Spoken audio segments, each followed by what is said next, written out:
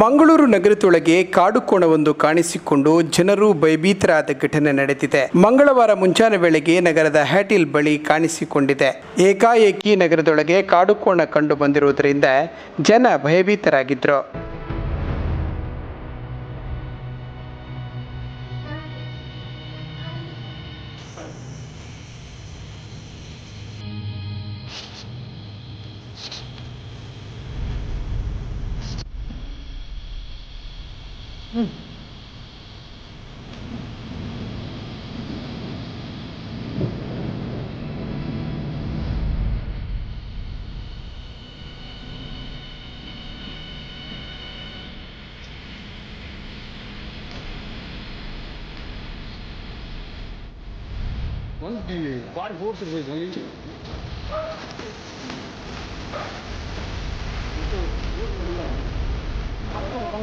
ಪೊಲೀಸರು ಅರಣ್ಯ ಇಲಾಖೆಗೆ ಮಾಹಿತಿ ನೀಡಿದ್ರು. ಸ್ಥಳಕ್ಕೆ ಆಗಮಿಸಿದ ಅರಣ್ಯ ಇಲಾಖೆಯ ತಂಡ ಕಾಡುಕೋಣ ಹಿಡಿಯುವ ಕಾರ್ಯಾಚರಣೆಗೆ ಮುಂದಾಯಿತು.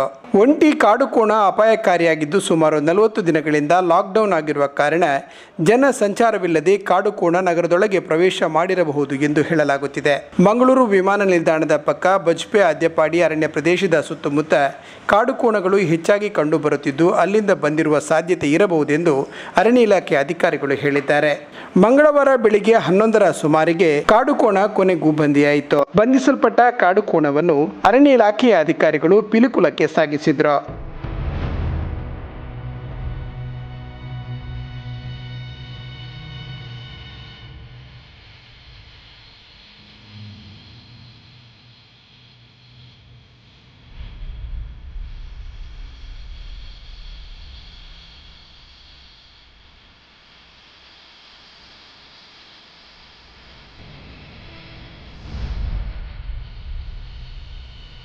ಶಾಸಕ ವೇದವ್ಯಾಸ ಕಾಮತ್ ಸೇರಿದಂತೆ ಜನಪ್ರತಿನಿಧಿಗಳು ಹಾಗೂ ಅಧಿಕಾರಿಗಳು ಈ ವೇಳೆ ಹಾಜರಿದ್ದರು.